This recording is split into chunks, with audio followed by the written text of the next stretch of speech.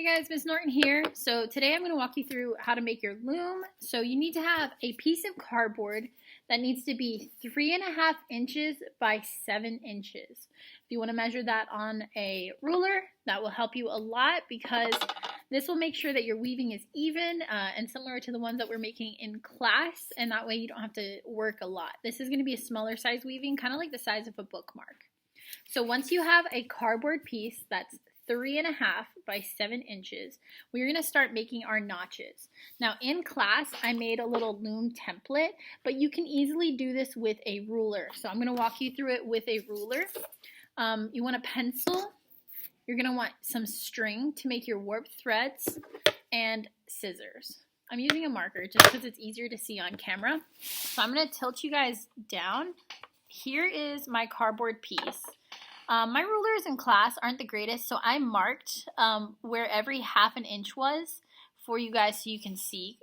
My numbers kind of faded off. So what I'm going to do is I'm going to take my ruler and I'm going to mark at 1/2 inch right here. And then I'm going to move to the other side of my cardboard piece and mark 1/2 inch there. So you're going to use your ruler and connect those so that you have a line across your cardboard piece that's at 1/2 inch. So it's going to look something like this. I'm going to do the same thing on the bottom. So I'm going to mark where 1/2 inch is. Then I'm going to come over here, use my ruler, 1/2 inch. And then I'm going to connect those two dots with my ruler. So then you have this piece of cardboard with lines like this, and we're going to make the notches where our warp thread would lay in. So to do that, I'm going to line my ruler on this line I just made, and then I am going to make a mark at every 1/2 inch. So it's going to start at 1/2 inch, 1, 1.5, 2, 2.5, and then you're going to stop at 3. So you should have 6 lines. Once you have that done on this side, you're going to flip it over and do the same on the other side. So same thing, I'm going to line up my ruler and I'm going to mark at 1/2 inch, 1, 1.5, 2, 2.5, and then 3. So then you have something that looks like this. So we have this space and then our notches down here. I'm going to go ahead and put my marker cap on. And I am going to grab a pair of scissors. I'm going to use the inside edge of my scissors to cut because it works better for yarn and cardboard to cut here instead of on the edge.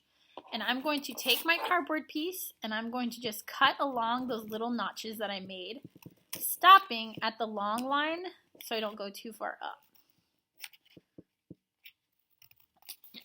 So this is going to be the basics of my loom. So I cut one side, I flipped over, I'm going to do the other side.